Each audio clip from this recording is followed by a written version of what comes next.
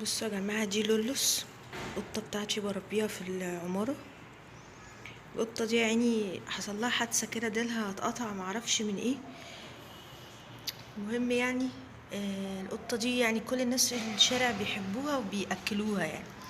بس حصلت حاجة غريبة كده امبارح، لقيت جارتي بتقولي على فكرة القطة دي بتقعد تستناكي كل يوم.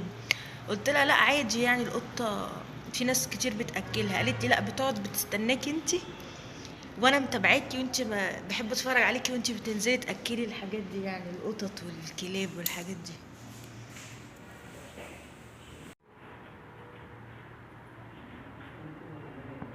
بصوا يا جماعه، بصوا بتحبيني ازاي يا لولوس. فتشوا سرنا،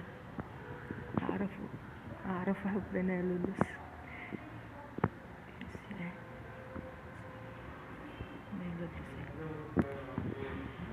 وفي ناس هنا بقى ايه ما بيحبوش القطط ويقعدوا بقى يغلسوا عليا، مع ان في ناس تانية يعني بتحب القطط في البيت. بس في ناس كده يعني عملوا حاجات غريبة يعني.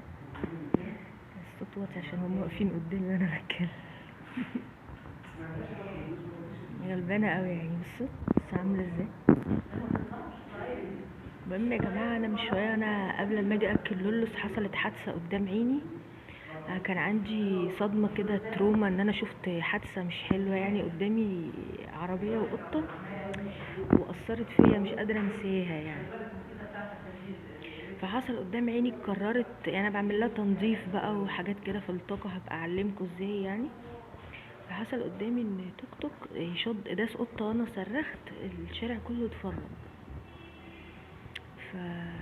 يا جماعة خلي بالكوا، اي حد بيسوق عربية ولا بيسوق توك توك ولا اي حاجة، خلي باله من الحيوانات دي.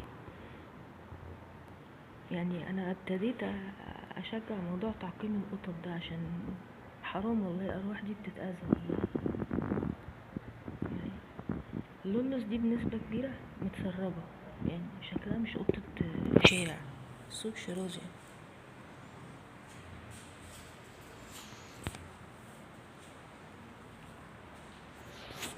برضو بعمل حملة توعية ان انت او انتي تمدوا ايديكوا لاي قطة ساكنة عندكم في البيت او في الشارع وتبتدوا ترعوها. مش شرط ان انتوا بتربوا قطط، وجزاكم الله خير يا رب.